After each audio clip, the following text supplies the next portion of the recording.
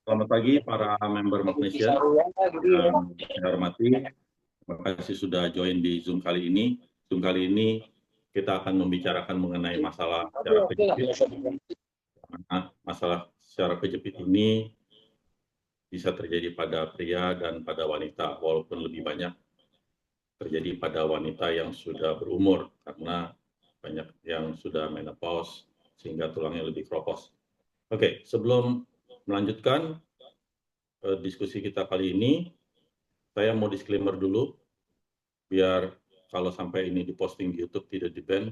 Pertama, saya bukan dokter, saya bukan ahli kesehatan yang proper, saya hanya di sini hanya untuk mau membagikan apa yang saya tahu.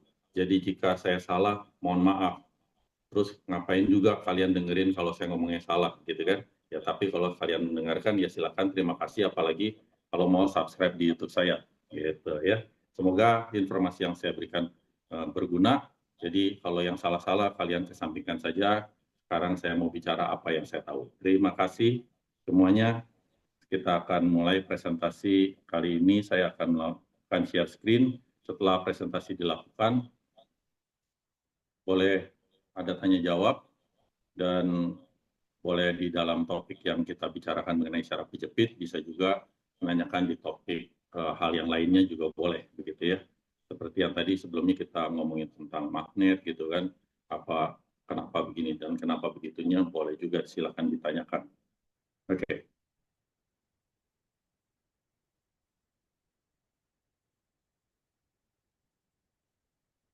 Syaraf kejepit, ya.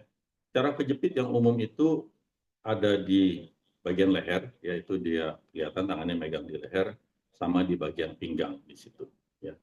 Di mana kadang orang suka pikir, waduh sakit pinggang nih, nggak enak nih pinggang nih. Waduh, jangan-jangan sakit ginjal. Gitu.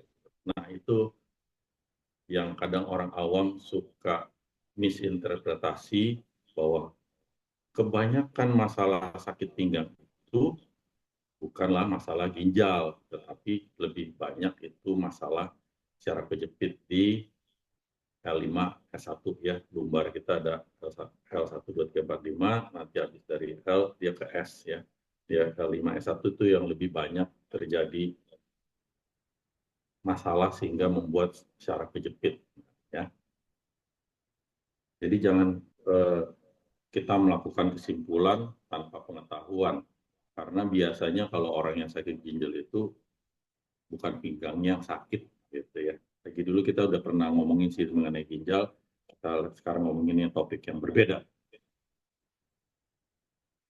Oke, apa itu syaraf kejepit? Syaraf kejepit adalah kondisi saat jaringan sekitar saraf, tulang, otot, tendon itu terlalu kencang. Jadi ada syaraf yang itu jadi mengalami kerusakan. Jadi yang kita perhatikan kalau kita ada mengalami syaraf kejepit, itu ada nyeri, terus kesemutannya itu bukan kayak kalau orang habis duduk bersila lama kan, terus kita lepaskan kaki kita, terus rasanya seperti kesemutan gitu ya. Jadi nggak bisa, mau jalan susah karena memang darahnya belum jalan karena kita ketek. Tetapi kesemutan yang disebabkan oleh syaraf kejepit ini bukan seperti itu. Jadi walaupun posisi kita sedang lurus atau kita sedang jalan, itu kita seperti ada rasa kesemutan. Cuman kalau ya kebas-kebas gitu, jadi seperti ada kesetrum atau seperti ditusuk jarum gitu. Dan itu berlangsungnya biasanya 24 jam gitu. Bisa kapan aja dia timbul. Ini kalau gejala-gejala awal ya, kalau udah yang parah sih ya udah dia sakit terus-menerus gitu. Ya tergantung keparahannya. Jadi kalau orang yang nggak tahu, kalau dia kena syaraf kejepit terus didiemin, masalahnya akan jadi rumit dan makin sulit diatasi. Ya, jadi juga ada rasa seperti kebakar karena dia kayak ditusuk jarum kesetrum gitu ya. Terus juga ada bisa mati rasa, bahkan kayak sensorik dari tubuhnya itu di anggota-anggota geraknya, tangan atau kaki itu menjadi error. Jadi mungkin kalau dia nggak bisa merasain panas atau nggak bisa rasain dingin, atau dia merasa yang hangat itu dibilang panas gitu ya. Jadi salah lah dia kontrol dari sensorik dari pusat ke saraf-saraf di anggota geraknya.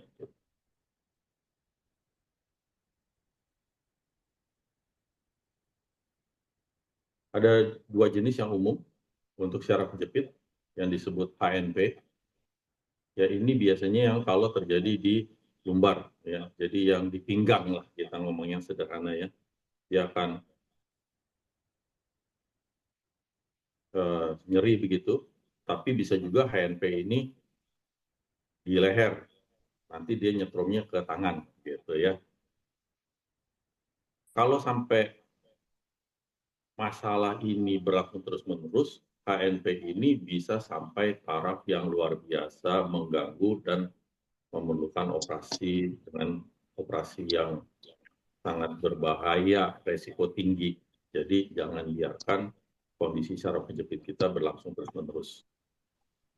Ada juga yang namanya nerve entrapment syndrome, ya ini adalah kalau saraf tepinya itu kejepit. Ya, jadi saraf tepi ini bisa ada di mana-mana, ya tubuh kita itu banyak saraf tepinya.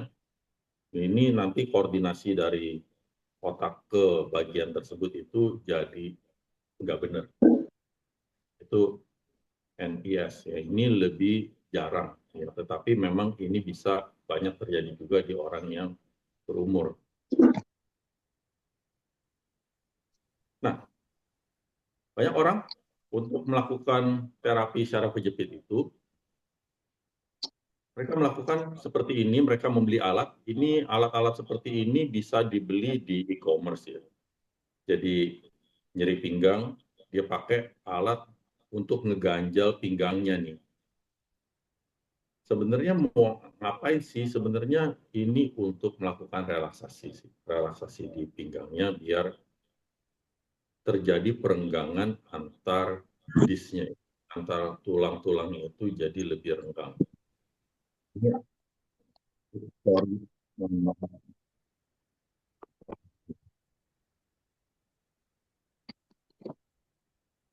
Mohon maaf, ini ada teman SMP saya tiba-tiba nelfon. Bentar ya, saya ada-ada aja. Oke, ya, lanjutkan. Jadi tujuannya adalah merenggangkan tulang-tulang kita. Tulang rawan, tulang kerasnya itu direnggangkan sehingga saraf itu tidak tersentuh oleh tulang yang terjadi dekompresi. Ya, terjadi kompresi ya. Ini mau melakukan dekompresi, jadi perenggangan. Jadi ini terapi seperti ini sebenarnya bisa dilakukan tanpa alat, tapi kadang orang malas sama merasa tidak mampu, akhirnya perlu dibantu alat. Gitu. Itu tujuan alat itu seperti itu. Jadi agar orang itu tidak terjadi saraf kejepit, jangan sampai terjadi kompresi yang berlebihan pada terutama di tulang belakang kita gitu. Jadi kalau orang yang suka rasanya pegel-pegel terus, jadi misalnya dia duduk terlalu banyak, otomatis kan badannya ada pegel, dia ketik gitu ya. Jadi otot-ototnya narik. Terus didiemin aja, otot-ototnya narik, akhirnya membuat kenceng sehingga tulang itu semakin dekat satu sama lain. Nah, itu akan terjadi kompresi di tulang belakang yang tidak baik. Jadi sebisa mungkin kalau orang yang terlalu banyak duduk begitu ya, terlalu banyak melakukan aktivitas yang statik ya, konsepnya. Kalau berdiri ya jadi satpam diri terus gitu kan, nah itu juga sama lah, itu akan menekan.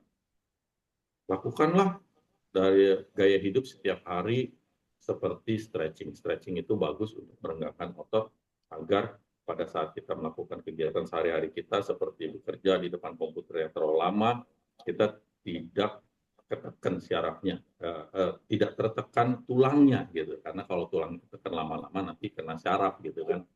Jadi kita harus lakukan perenggangan secara rutin ya. Itu adalah suatu gaya hidup agar ini tidak terjadi. Bisa juga selain alat itu, bisa juga kita ke tempat fisioterapi, ya. Itu kalau di fisioterapi mereka juga ada disuruh melakukan stretching juga, ada kadang dihangatkan juga dengan infrared ya. Biasanya kalau di tempat fisioterapi itu infrarednya wattnya gede tuh, kayak ranjang TE ya. Ranjang TE kan wattnya cuma 100 watt ya. Kalau yang di tempat fisioterapi itu bisa sampai 1000 watt. Kenapa? Karena biar bisa lebih cepat, karena kan kita disuruh melakukan di tempat fisioterapi itu kan dalam jangka waktu tertentu. Tetapi tidak dianjurkan untuk dilakukan di rumah untuk alat seperti itu. Karena kalau sampai orangnya salah, bukan urusan saraf kejepitnya beres, tetapi malah kulitnya kebakar kan gitu. Makanya untuk yang di penggunaan sehari-hari di rumah, otomatis mereka jual biasanya yang dengan watt yang kecil, yang seperti biasa kita pakai yang 100 watt gitu kan, atau 150, sehingga pada jarak tertentu kita bisa tahu, oh panas kita menjauh. Ada waktu untuk keburu untuk menjauh dari kecelakaan panas dari infrared.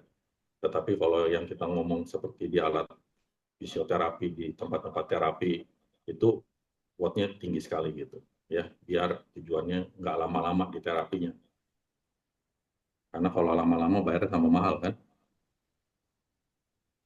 Oke, ini juga di tempat fisioterapi kadang suka ada alat seperti ini adalah alat traksi juga, ditarik ya untuk dekompresi tulang belakang. Yang biasanya kalau yang ditarik yang kaki ini adalah buat kalau masalahnya ada di lumbar, yang di tulang di pinggang, tulang belakang yang di pinggang.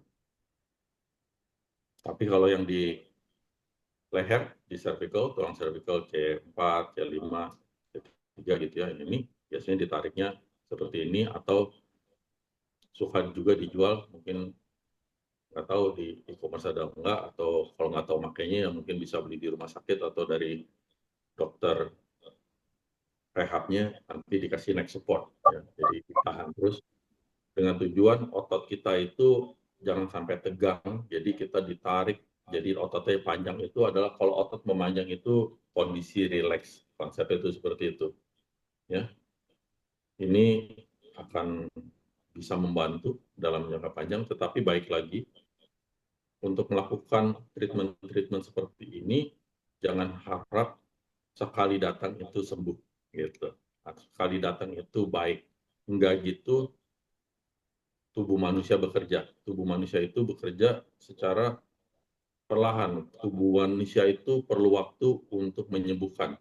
Jadi yang dilakukan oleh dunia medis untuk mengatasi saraf kejepit ini bukan ngeberesin saraf kejepitnya gitu ya, tetapi balik lagi tubuhnya itu sebenarnya distimulasi dengan cara merenggangkan ototnya agar nanti waktu ototnya merenggang, peredaran darah di sekitarnya jadi lancar, otomatis terjadi dekompresi di tulang-tulangnya, tulangnya jadi merenggang. Semoga, jawabannya gitu kan, semoga jadi baik, kan gitu. Udah jadi sembuh, nggak kejepit lagi. Dan setelah itu, balik lagi, gaya hidup orang tersebut juga jangan baik lagi, duduk lagi, terus-menerus, tidak mau olahraga, tidak ada stretching, segala macam, otot kaku dijemin aja, gitu kan. Otot kaku bukan di stretching, malah dikerok biar dirusak gitu kan. Kalau dikerok kan terjadi perusakan sel. Nah, enggak gitu caranya. Kalau kayak gitu ntar biasanya kalau sistem kerok begitu, ntar ototnya sementara ntar malah kalau dia menarik dia akan lebih pendek lagi, karena waktu suatu jaringan otot itu dirusak begitu, nanti dia jadi lama-lama malah makin pendek. Jadi kalau dia sampai makin kenceng itu makin nggak bagus, tulang makin ketekan. Jadi makanya kadang-kadang orang kok rasanya makin lama makin enak nih kalau prokin nih sampai merusak jaringan. Makin lama kok orang ini kuat banget, makin lama makin keras ya, karena konsepnya seperti itu, seperti nagih. Karena untuk melakukan perenggangan dengan sistem seperti itu, dengan cara menghancurkan, ntar otot makin lama makin pendek. Ya. Itu tidak dianjurkan. Lakukanlah dengan cara yang lebih sehat, yaitu dengan cara stretching manual. Selain itu, dunia medis akan memberikan obat-obatan kalau udah sebenarnya sampai kejepit dan udah sampai sakit. Habis gimana kalau udah sakit, dikasihlah obat nyeri ini, biasanya dikasihnya ibuprofen atau ya sejenisnya ya, NSAID. Ya, tetapi penggunaan jangka panjang dari NSAID lagi dulu kita sudah pernah bahas, itu bisa mengganggu ginjal, gitu kan? Karena itu bisa membuat ginjal bocor. Karena masalah secara kejepit ini, kalau minum obat anti nyeri, tidak menyelesaikan masalahnya, cuma menghilangkan nyerinya. Yang kejepitnya tetap kejepit terus, jadi kita habis minum ya besok, lusa ya sakit lagi, minum lagi obat. Kalau berlangsung berbulan-bulan, bertahun-tahun, ya siap-siap aja, nanti ginjal merusak, ntar cuci darah kan gitu ujungnya. Nah, selain daripada itu, kadang juga suka dikasih obat suntikan kortikosteroid ya. Terus ini ada cerita tentang pemasangan bracket, penyangga di tangan. Ini penyangga di tangan ini kalau memang ada masalahnya di tangan ya kejepit. Karena saraf kita ada di mana-mana, tergantung yang mana bermasalah akan dilakukan oleh dokter rehab medik untuk biar lebih nyaman perenggangannya. Ya. Peralatan segala macam sudah diciptakan. Ya. Terapi fisik ditulis menguatkan dan merenggangkan otot, yaitu memang yang saya ajarkan biar orang itu jangan sampai kejadian seperti ini. Gitu. Tetapi ada hal yang memang tak terhindarkan waktu orang sudah makin tua, kalau tulangnya itu keropos, itu jadi masalah. Gitu. Ini saraf kejepit ini menjadi tidak bisa diatasi dengan cara yang barusan kita omongin. Misalnya dikasih ganjel di belakang lah, segala macam gitu ya. Karena kalau yang makin tua dan keropos, ini masalah tulang yang keras yang ini nih, itu bisa bocor, bisa keropos, bisa rusak sampai di dalam ini kan, di dalam tulang belakang kita ada sumsum tulang ya, di mana sumsum tulang ini bisa keluar. Nah ini kalau udah kayak gitu, udah HNP kelas kakap, itu biasanya sudah memerlukan penanganan medis yang sangat rumit dan biayanya tidak kecil begitu. Jadi kita harus tahan selama mungkin biar hal ini tidak terjadi. Berapa tahun belakangan ini sudah ada teknologi baru untuk menangani masalah syaraf kejepit seperti ini. Ya, ini yang disebut suntikan PRP. PRP itu plasma rich. Ya. Nah ini plasma rich platelet ya. Jadi kalau plasmanya itu yang banyak plateletnya itu diambil. Jadi caranya dengan cara proses PRP itu, saya gedein dikit kalau yang bawa pakai handphone ntar kekecilan. Jadi dokter akan ngambil dari darah kita sendiri, jadi aman ya, nggak dari darah orang lain. Dari ambil darah kita, ambil sebagian, tergantung keperluan dan seberapa banyak yang kita bermasalah di sendi-sendi atau di ya di tulang belakangnya atau dimanapun, itu akan diambil lalu dimasukkan ke dalam alat sentrifugal. Alat sentrifugal itu akan memisahkan yang memiliki berat jenis berbeda, di mana sel darah merah akan terpisah dengan plasmanya. Yang plasma ini yang kaya dengan platelet, itu akan disuntikan baik lagi. Jadi misalnya kalau ke dengkul atau ke tulang belakang gitu ya, tergantung yang mana yang sakit itu akan dapat mengurangi nyeri. Itu tujuannya dan dia so far tidak low risk ya, karena memang ini dari darah kita sendiri, jadi tidak berbahaya. Yang diharapkan, adalah inflamasi yang terjadi di situ akan cepat hilang sehingga nyerinya bisa hilang. Karena platelet itu berguna di tubuh kita untuk pembekuan darah gitu ya. Jadi kalau inflamasi itu kan artinya darah di situ banyak jalan-jalan gitu ya, kayak seperti pecah gitu ya, kebakaran radang gitu ya. Jadi kalau sampai dia bekukan, itu akan jadi lebih baik. Kenapa nggak ditempelin es batu aja? Ya nggak sesederhana itu sih tubuh manusia. Ada sebagian bagian tubuh kita yang bisa ditempelkan dengan es batu, ada yang enggak. Kalau di tulang belakang kita ditempelin es batu, masalahnya ada organ-organ lain juga yang bisa terpengaruh oleh dinginnya es batu tersebut gitu. Nah itu yang perlu diwaspadai juga, jadi kita jangan sampai sembarangan dalam melakukan suatu treatment gitu. Nah, kalau sampai memerlukan operasi, otomatis karena kondisinya memang sudah tidak memungkinkan lagi dilakukan terapi berbagai macam. Ya. Oh iya, selain suntikan yang PRP ini, belakangan ini ada juga suntikan yang biasanya orang pakai sekretom ya. Saya pernah bahas mengenai sekretom ini yang diambil juga dari tubuh kita, tetapi memerlukan pembiakan ya. Kalau ini kan nggak usah dibiakin, cuma dilakukan sentrifugal doang. Nah itu lebih rumit lagi ya. Jadi uh, wah, mohon maaf ini kenapa ada yang nelfon saya ya. Mohon maaf ya.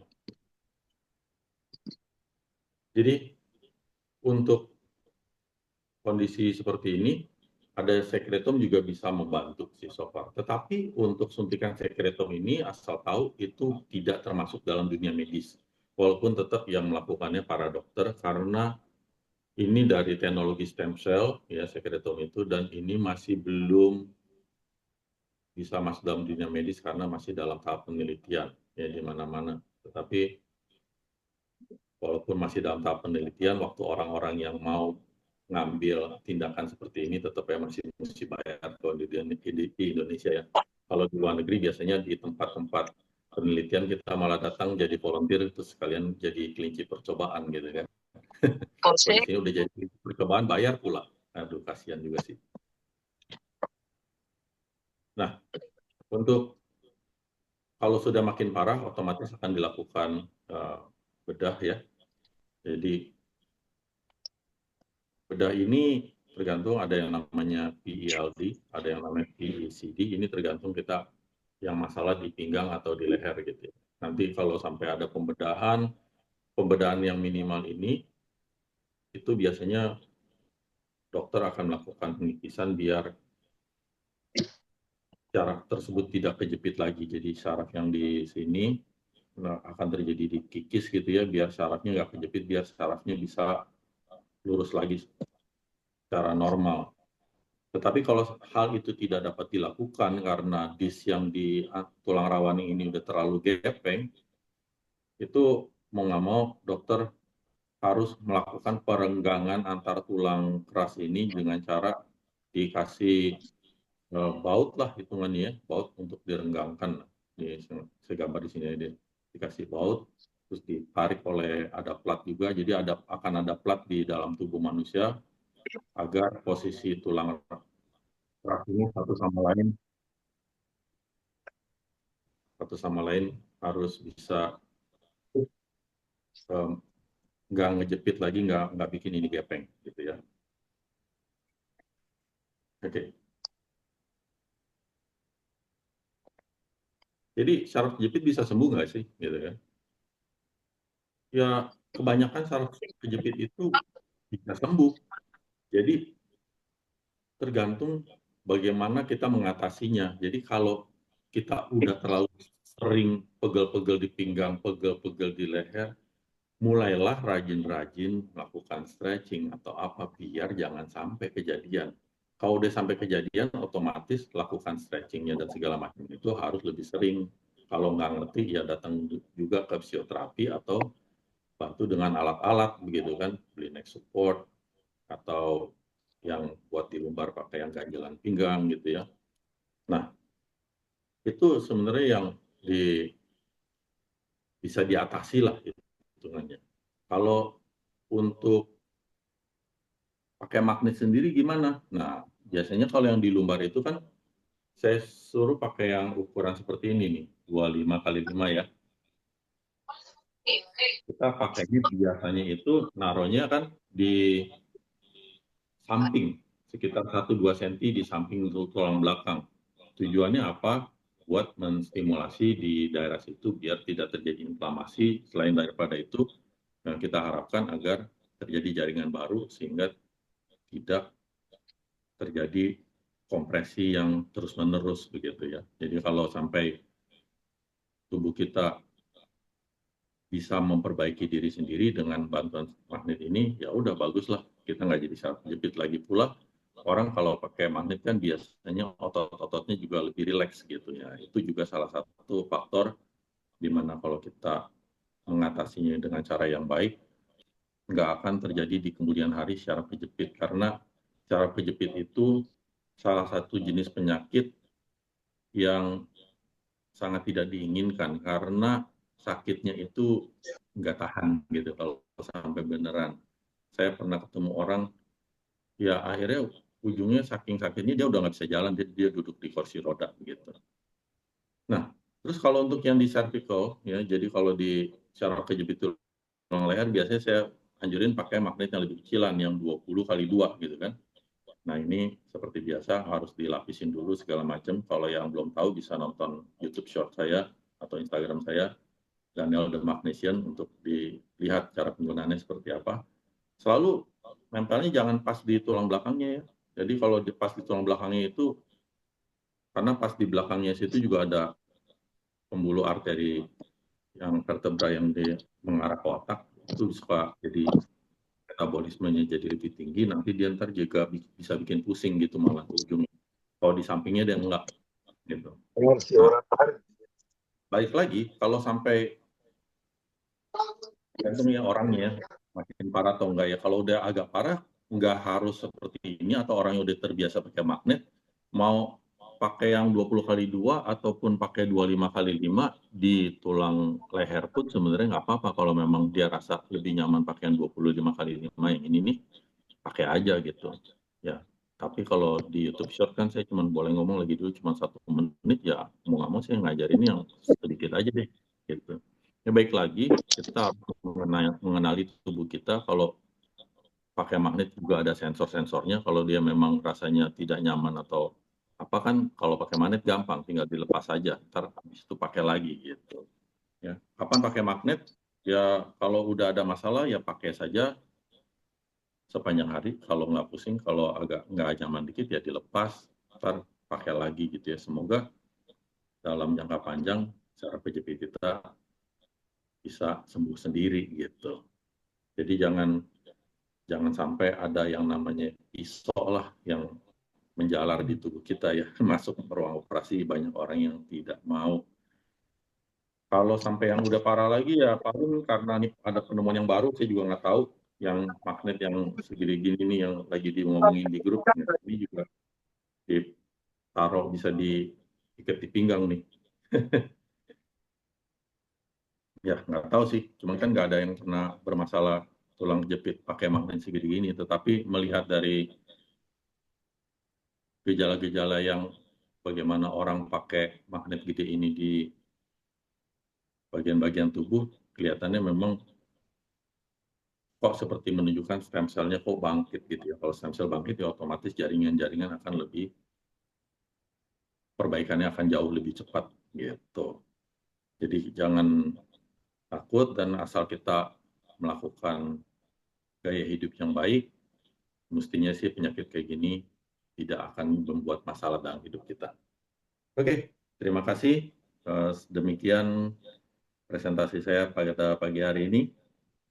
Kalau ada mau pertanyaan, saya persilakan. Mau mengenai syaraf kejepit boleh, mau nanya mengenai hal lain juga silakan. Dan gue baru dengar bisa pakai PRP ya. Bisa, pokoknya PRP itu biasanya suka untuk disuntikan itu ke sendi-sendi. Ya, jadi yang di Iya, kan kan yang gue bilang, laki gue pernah PRP buat frozen shoulder kan. iya, Bisa Oh, kan? jadi saraf kejepit juga bisa ya? Cara kerjanya sama ya? Iya, sama. Hmm, oke, oke, oke. Tadi itu berhasil Yes. kan? Frozen shoulder-nya kan? Kenapa? Berhasil nggak frozen shoulder-nya ngangkat? Berhasil, berhasil. Berhasil ya, Ping ya. Frozen shoulder lu udah nggak ini sakit lagi ya, Ping ya? Nah, udah nggak. Oke. Iya, Iya. iya, iya memang. Iya, Jadi berarti konsep saraf kejepit ya, berarti nggak harus operasi juga. Ya disuntikin begitu, ya terus baik gitu ya. Lebih betul. bagus dong. Lebih murah juga dibandingin operasi 150 juta PRP nggak sampai segitu. Gak usah ketawa lu, lucu.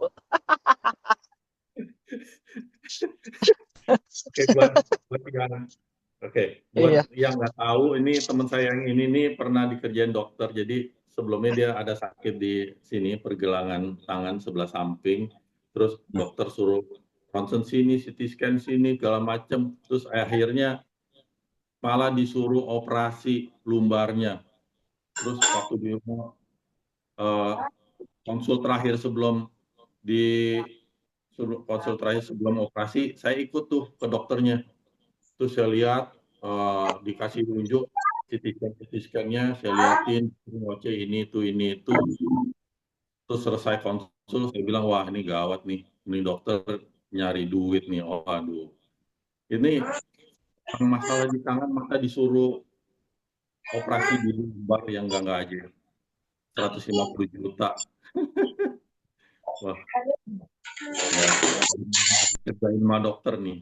Untung aja saya ikutan tuh ikutan masuk ruang konsul. Benar. Thank you itu. Untung lu ikutan masuk ke ruang praktek. Kalau enggak gua udah dioperasi itu dengan 150 juta sih. Dan Ya. tangan gua nggak baik. Dan tangan gua nggak baik ya dan ya, untung. Iya. Dan Mhm. sekarang tangan gua baik tanpa operasi. Yes. Karena Oke. berkat doa yang kekencengan. Ya, yeah, thank you. Selamat pagi Pak Daniel. Oke, selamat pagi. Bapak siapa? Nama saya Hilmar Pak Daniel. Baru masuk nih Pak.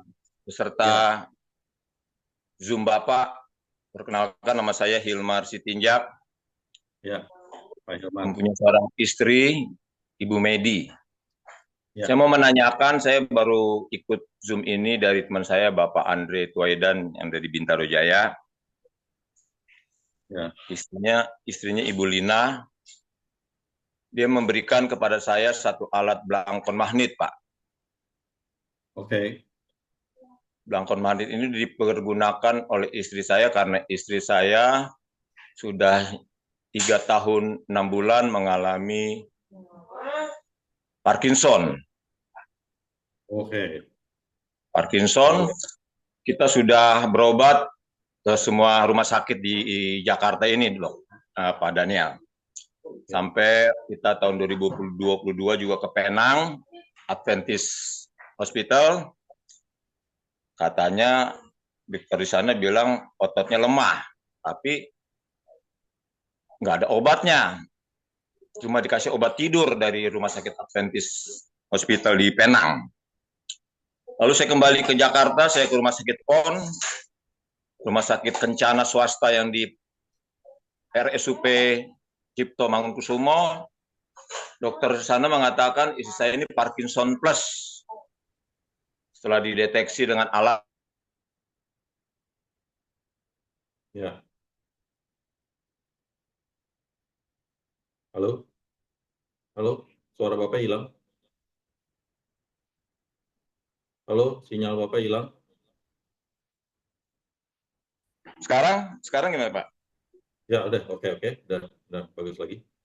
Jadi sudah sampai hari ini pun obat-obatan Parkinson sudah diterima hampir 7 macam.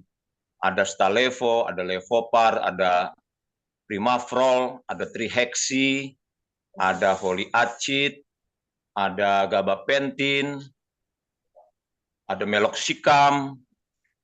Sudah hampir ribuan obat masuk selama 3 tahun ini.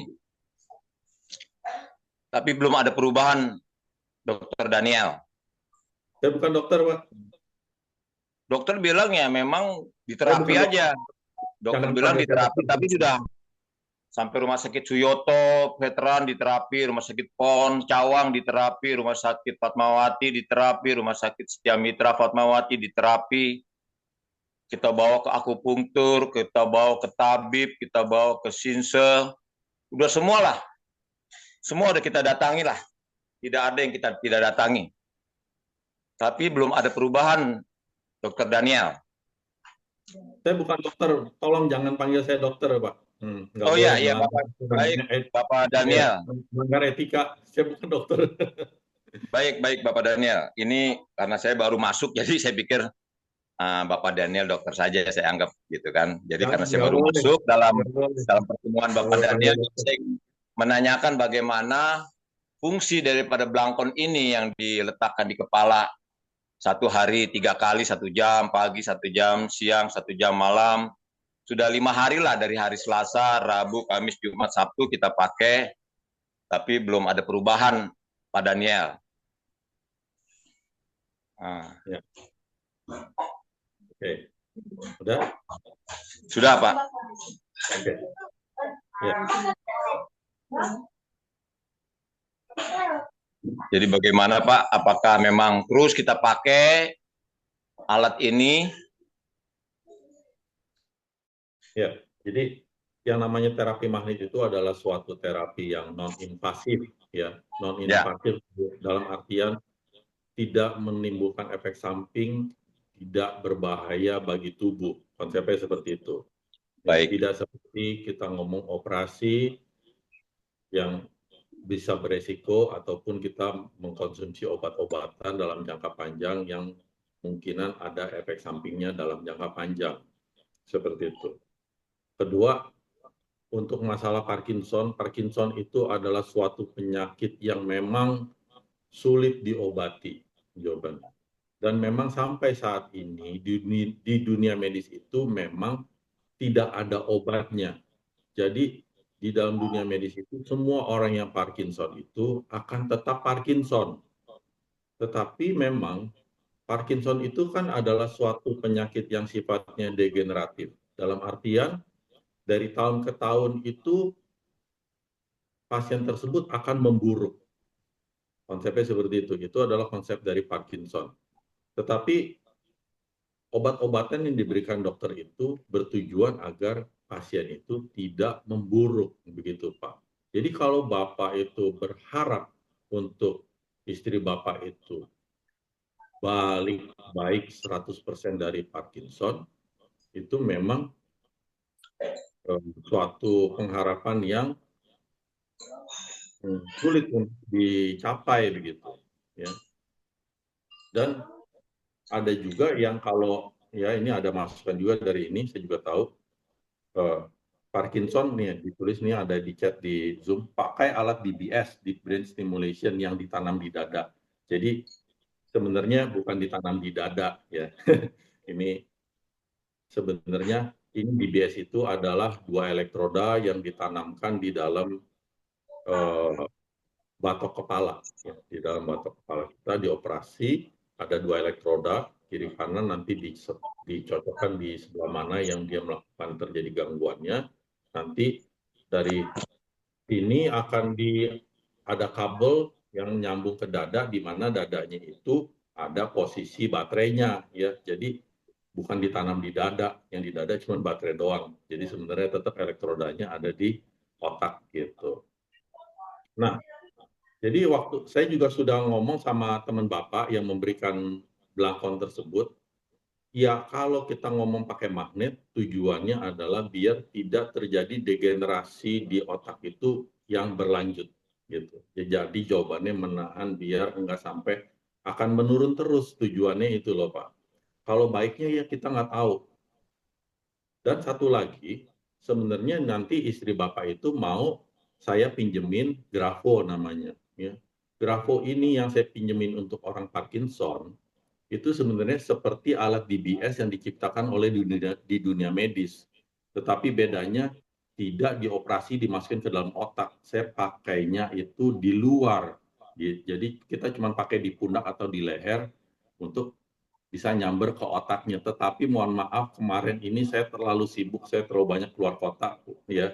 Nah, belum jadi juga gitu loh grafo Bapak gitu. Terus apalagi ada masalah solder saya rusak lah segala macam gitu. Jadi saya udah bilang sih sama teman Bapak itu, mohon maaf belum jadi ya. Semoga dalam seminggu ke depan saya bisa pinjamkan ke Bapak. Semoga kita bisa lihat apakah bisa ada kemajuan yang berarti atau enggak. Tetapi Baik, kalau baik lagi, kalau memang ada kemajuan dengan alat tersebut, itu mungkin kerjanya mirip-mirip seperti DBS ya. Kalau konsepnya DBS itu kalau dia memang alatnya dilepas, Parkinsonnya balik lagi 100% gitu. Kalau oh, ya, tetapi kalau dipakai ya dia bisa lebih normal lah gitu. Ya, ini ya, dia ada sharingnya orang nih di chat ini. Dari susah gerak sekarang lincah tapi tetap tidak seperti orang normal. Saat jalan kadang susah rem kalau tiba-tiba ada rintangan di depan. Nah, ini pasti selain ada DBS, bantuan DBS juga dia pasti orang seperti ini juga konsumsi obat-obatan Parkinson juga tentunya gitu. Nah, jadi ya, ya kalau dari pihak saya anjurin pakai pelakon magnet biar peredaran darah di otaknya, degenerasi sel-sel otak juga tidak menurun terus, dan juga nanti kalau saya nggak bisa mengoperasi orang karena saya bukan dokter, jadi saya cuma bisa menempelkan alat di luar, akhirnya saya ciptain alat elektronik yang saya sebut grafo itu, gitu loh Pak. baik, baik, Pak.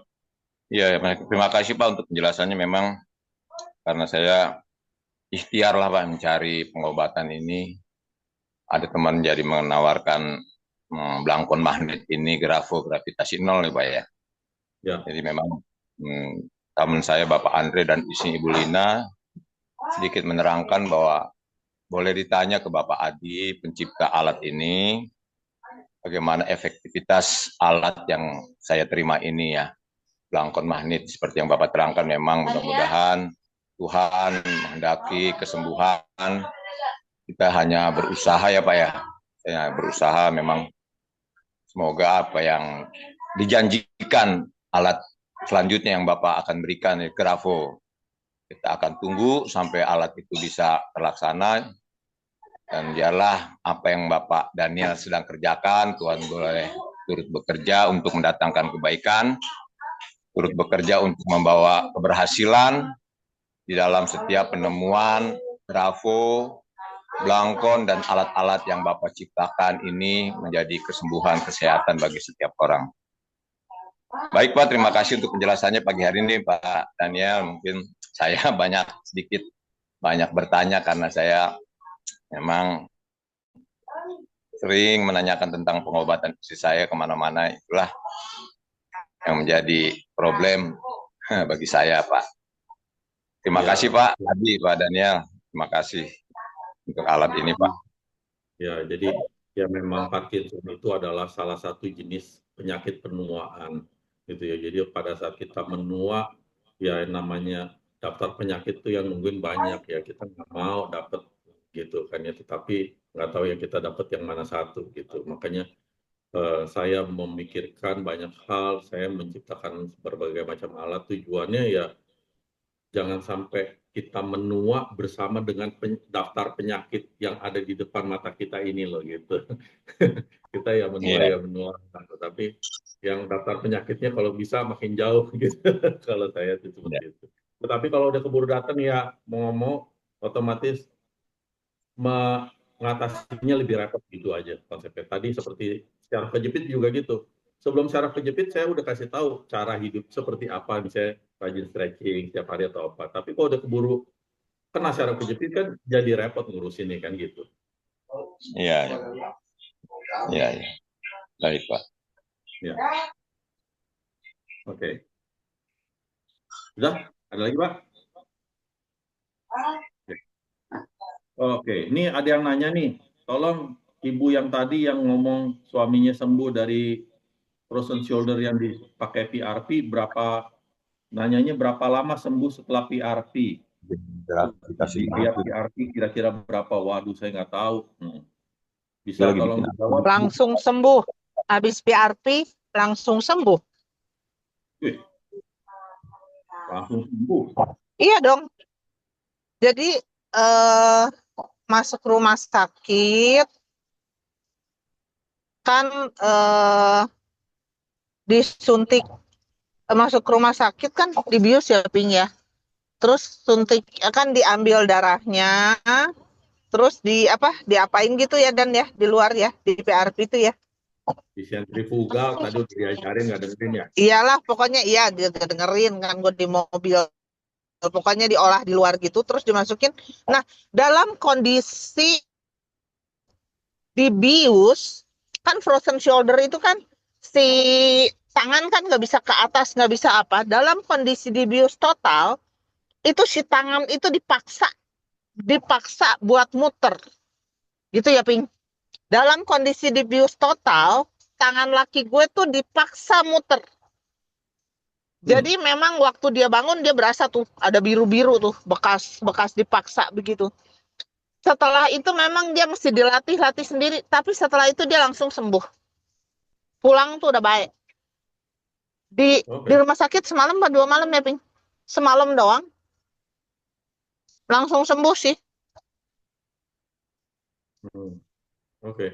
Itu Itu. ditanya tuh rumah sakit apa nanyanya. Rumah sakitnya apa? Rumah sakit apa? Lagi itu. PRP-nya. Halo? Halo?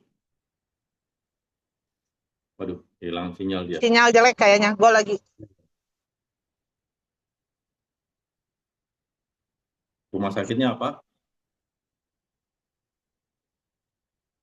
Kenapa? Kenapa? Di rumah sakit mana? Di rumah sakit mana?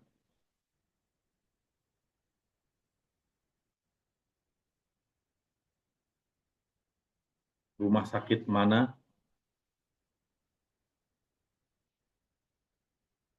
Oke. Ah, hilang sinyal dia.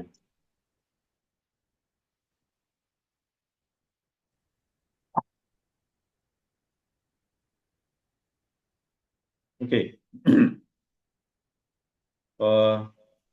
Ntar lagi deh, dia lagi kehilangan sinyal. Saya baca lagi chat berikutnya pertanyaannya. Dan bisa ceritakan lebih banyak mengenai temannya yang mengalami saraf kejepit yang parah sehingga harus menggunakan kursi roda.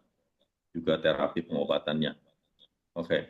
Jadi yang sampai parah ini dia sebelumnya itu minum Voltaren setiap hari gitu ya, karena sakit luar biasa dan itu pun udah tidak bisa diri atau jalan karena pakai kursi roda kemana-mana saking sakitnya. Terus waktu itu dia jadi mulai terapi pakai ranjang TE. Ranjang TE itu kan termasuk ranjang yang keras ya, jadi memang rata dan biasanya memang orang yang mengalami saraf kejepit di pinggang itu juga kan memang memerlukan suatu alas tidur yang rata. Ya memang cocok juga sih ini kalau kita ngomong ranjang magnet PE ya. Nah jadi ya dia terapi itu awalnya 2 minggu dia rajin tiap hari dan selama 2 minggu itu dia hampir tidak minum Voltaren gitu. Tetapi setelah itu dia masalahnya nggak ada yang anterin gitu. Yang nggak ada yang anterin, dia datang seminggu sekali, terus cuman 2-3 bulan kemudian dia udah nggak datang lagi. Jadi nggak tahu ceritanya deh, gitu. Tapi so far artinya maksudnya selama dia melakukan terapi 2 minggu awal itu orangnya udah jadi lebih fine ya, nggak terlalu menderita gitu, ya, nggak terlalu bergantung dengan obat sakitnya gitu. Walaupun memang hitungannya masih di kursi roda. Ya baik lagi, itu kan kondisi yang udah parah, kalau dia sampai bisa membaik juga pasti memerlukan waktu yang cukup panjang gitu ya. Oke, nah udah dijawab ini di chat tadi yang PRP untuk frozen shoulder dia melakukannya di rumah sakit karena dia tinggal di Sentul, dia rumah sakit IMC yang di Sentul tuh. Oke, totalnya kira-kira biayanya berapa, info nama dokternya. Oke. Ya, semoga nanti dia jawab sendiri deh di chat deh. Oke. Ya, ada lagi yang mau bertanya? Silakan.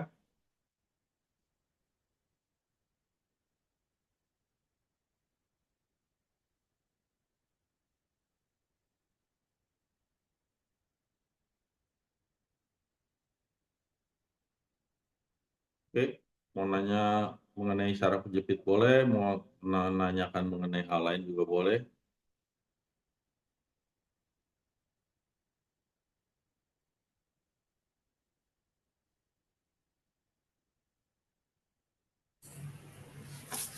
Pagi, Kak Daniel. Selamat pagi. Ini tadi mengenai apa TE, kan Ya, apa SOP-nya harus nyalakan lampu itu kan. ya. Sebetulnya fungsinya lampu itu untuk apa ya? Oke. Jadi kalau kita ngomong eh, teori fisika nih, kita ngomongin teori fisika ya. Iya, iya. Uh, karena kalau saya jawab pakai biologi, sebenarnya kurang cocok begitu. Nggak Jadi apa-apa. saya share sedikit nih jadinya ya. Jadi menurut teori fisika itu yang disebut black body radiation. Jadi radiasi benda hitam. Konsep daripada benda itu sebenarnya setiap benda di dunia ini mengeluarkan radiasi. Gitu. Ya kalau radiasi itu ada yang berbahaya, ada yang tidak. Gitu. Jadi misalnya contoh yang sederhana adalah Pak Hadi sekarang pasti duduk di bangku lah, gitu, atau di depan ada meja. Ya meja itu mengeluarkan radiasi, bangkunya juga. Gitu. Bahkan gelas yang kita minum, gelasnya mengeluarkan radiasi. Kenapa? Karena semua memiliki warna. Jadi semua benda yang memiliki warna itu mengeluarkan radiasi. Tetapi radiasi yang paling besar itu yang warnanya black. Ya. Karena rumusnya adalah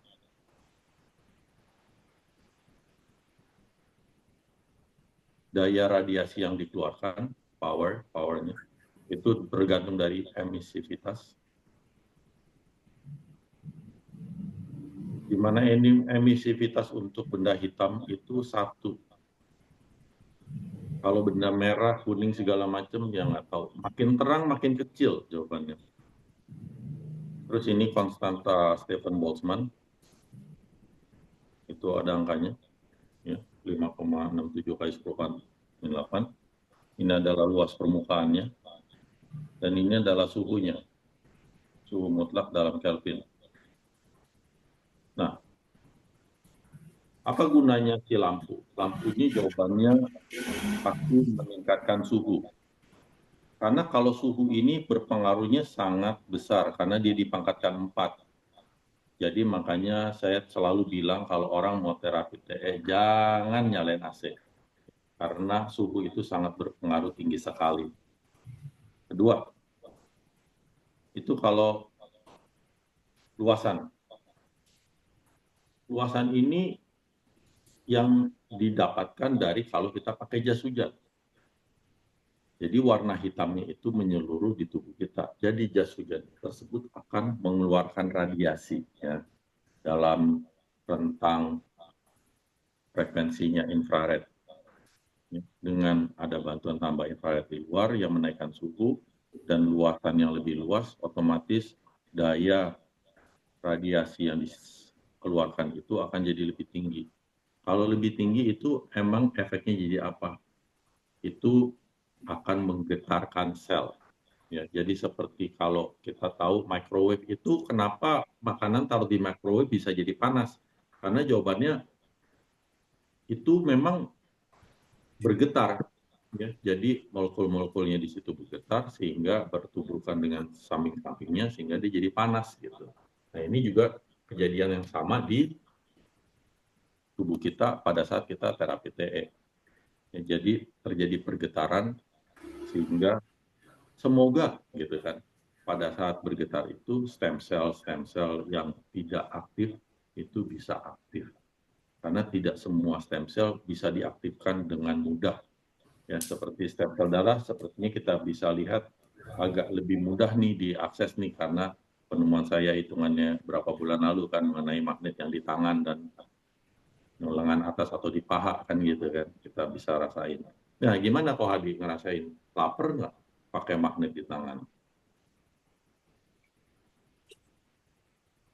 Ya, gitu, itu cerita daripada kenapa orang suruh pakai infrared, karena buat suhunya efeknya sangat tinggi gitu, beda.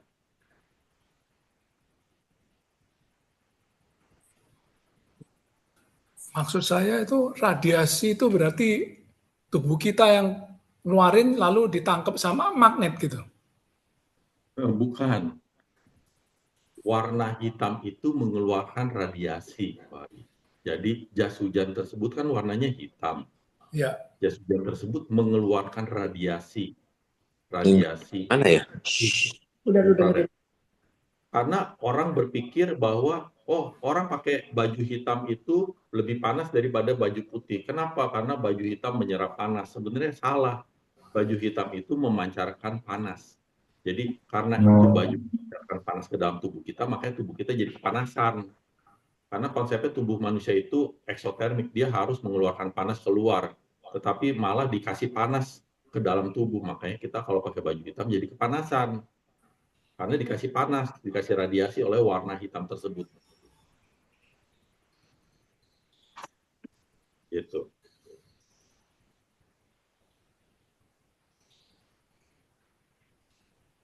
masih belum paham sih, nggak ngerti. Efeknya terhadap, itu kan kalau di TE kan atas bawah kita dikasih magnet kan. Ya. Jadi Itu maksud, mah efek anti gravitasi yang diharapkan, bukan dari beda lagi ceritanya.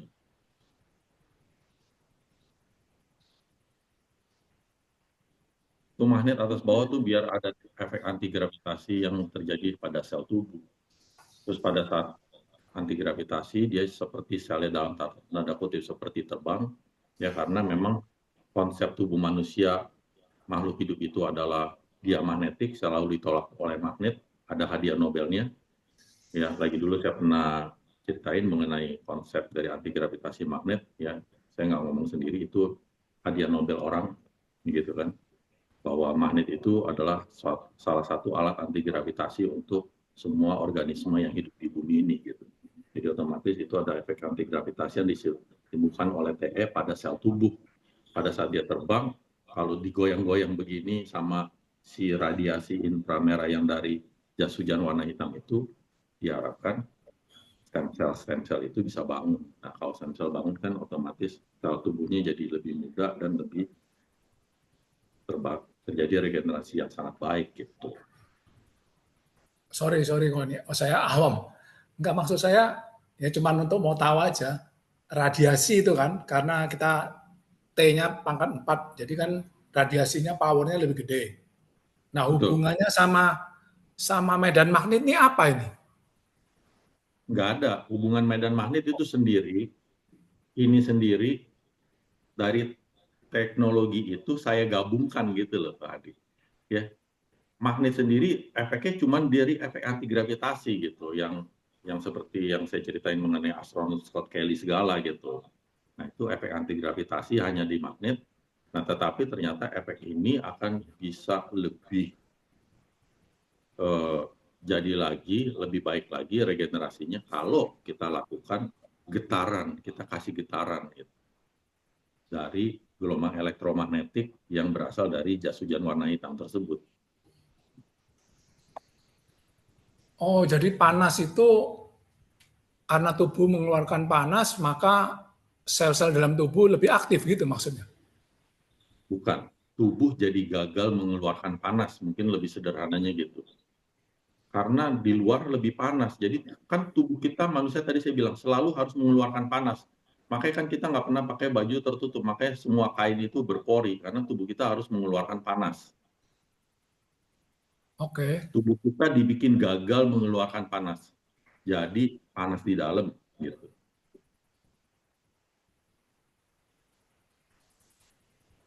Tujuannya apa?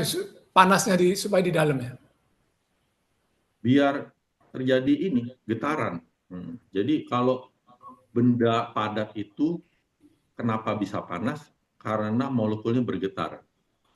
Oh, Kalau dia oke. bergetar itu jadi benda-benda padat. Jadi seperti misalnya liver kita itu benda padat, kalau itu darah kita benda cair gitu kan, atau ginjal kita benda padat. Kalau ginjal itu benda padat itu kalau dia eh, lebih panas, dia lebih bergetar, itu stem cell bisa bekerja. Itu yang diharapkan gitu, Oke, oke. harapan seperti itu. Oke, oke. Oke, thank you. Ya, sama-sama.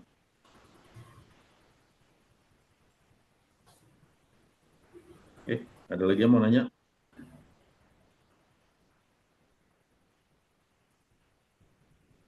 Ko Daniel, Ya, mau tanya Ko Daniel. Kalau silakan. TEP kan kepala kita kan nggak pakai jas hujan gue kok. Ya, Nah, itu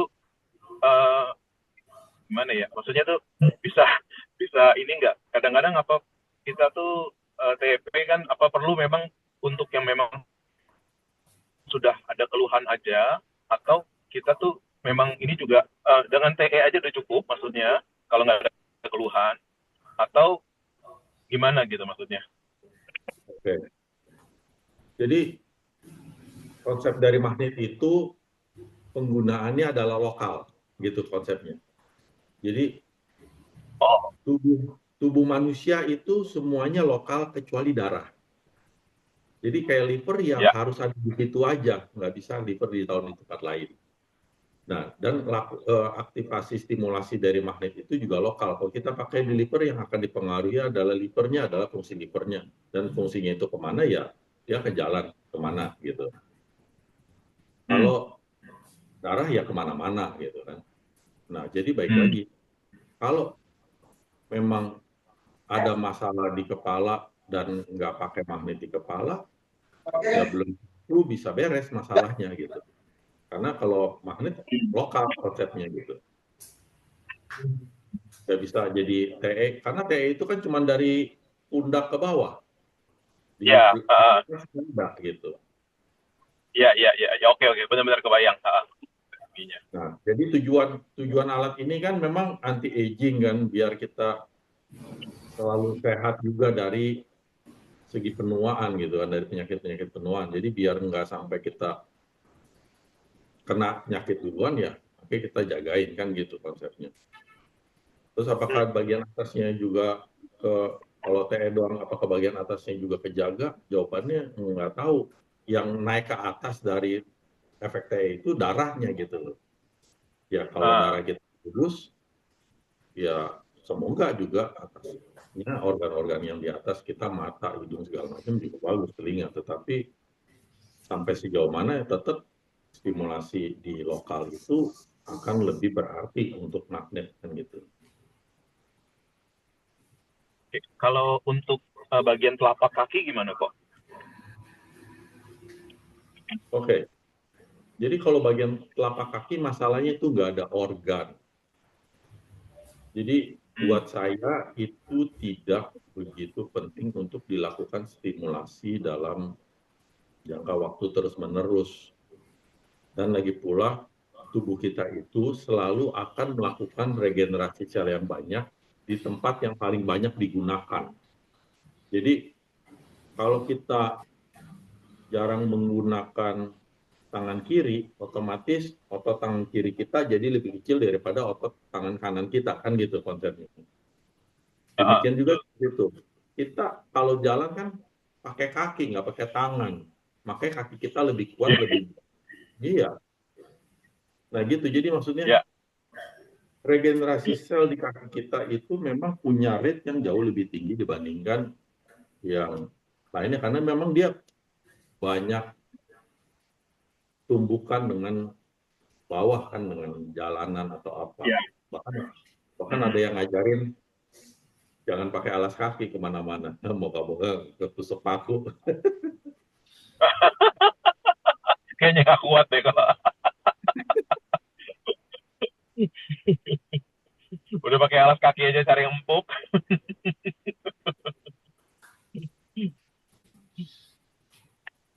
Iya, iya.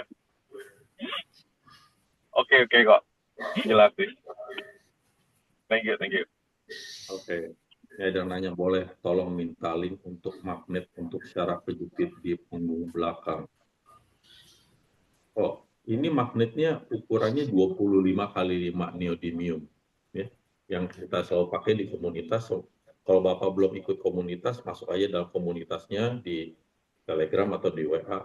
Kalau di WA mesti saya undang, kalau di Telegram open ya, jadi tinggal masuk aja, search aja, download aplikasi Telegram, search aja Magnesium, tinggal join gitu. Di situ bisa banyak tahu mengenai banyak hal kesehatan. Nggak boleh jualan di grup tersebut. Terus saya juga tidak boleh memberikan link salah satu toko karena akan memberikan benefit ke salah satu toko gitu ya. Gitu. Jadi karena konsepnya magnet ini mudah didapatkan di e-commerce, dibeli di online banyak. Cari magnet neodymium ukuran 25 kali 5 dengan grade N45 atau di atasnya. Gitu. Oke. Kalau Bapak mau diundang di grup WA, ya paling saya perlu nomor WA Bapak Antoni.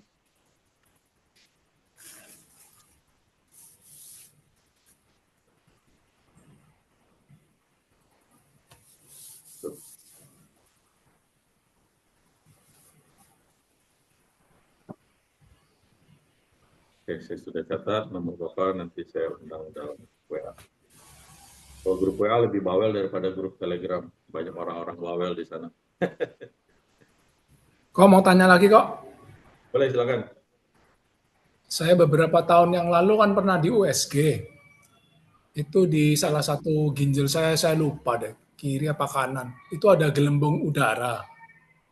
Menurut dokter radiologinya yang USG sih nggak masalah, itu memang untuk orang yang udah lansia seperti itu. Cuman saya kan nggak puas kalau jawaban dokter seperti itu. Nggak, pertanyaan saya, itu sebaiknya di TE atau ditempelin magnet yang gajah itu ya? Oke. Jawabannya, pertama, hal itu tidak berbahaya. Kedua, kayaknya sih mestinya bukan udara ya, Pak Hadi ya. Karena udara di dalam tubuh manusia itu mestinya cuma ada di paru-paru doang sih. Ya, Ya, nggak tahu sih, kayaknya dokter bilang gelembung mungkin salah udara. dengar kali. Gelembung kali. Dia bilang Ya, gelembung. Tapi gelembung bukan udara. udara. Gelembung udara, sorry. Oke. Kayaknya nggak masuk akal sih ada gelembung udara di ginjal. Ada gelembung bisa, tetapi mungkin biasanya sih isinya cairan sih. Itu ya, kista ya biasa disebut. Ya, kalau mau dilawan paling pakai magnet yang gede lah. Nanti Ko Hadi magnet yang gedenya dibikin tali di pinggang, diiketin aja di pinggang. Posisi mendatar ya. Kan kalau Gimana ditaruh di tangan kan bikinnya? posisi vertikal. Gimana bikinnya ya? Beli beli karet kolor aja, karet. Terus dilibet Oh, aja pakai kain, di karetnya langsung diikat aja pakai kain di karetnya udah. oh, oke, oke, Jadi bikin karet dulu. oke, oke. Ini kan Tapi, magnetnya kayak gini kan. iya, iya, iya. Kalau kayak gini kan di sini kan di vertikal, kalau di belakang ya horizontal. Ya sebenarnya kayak gini nih jadi Iya, iya.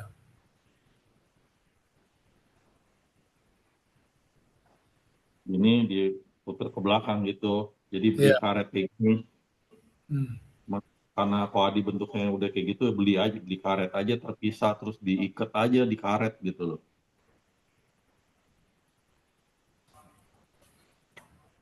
Iya, iya, iya, iya.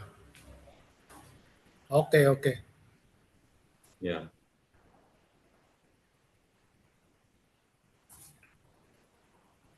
Oke. Ada lagi yang mau bertanya?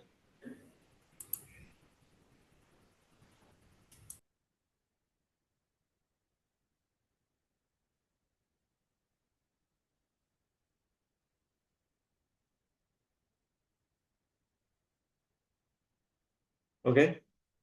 Jika tidak ada lagi yang mau bertanya, saya ucapkan terima kasih banyak atas partisipasi semuanya yang sudah ikut Zoom kali ini. Semoga kita sehat selalu dan informasi yang saya berikan boleh berguna buat kita semua. Oke, terima kasih. Bye. Terima kasih, Pak Daniel. Terima kasih, Lia. Makasih Pak Daniel. Terima kasih, Ibu Sonia.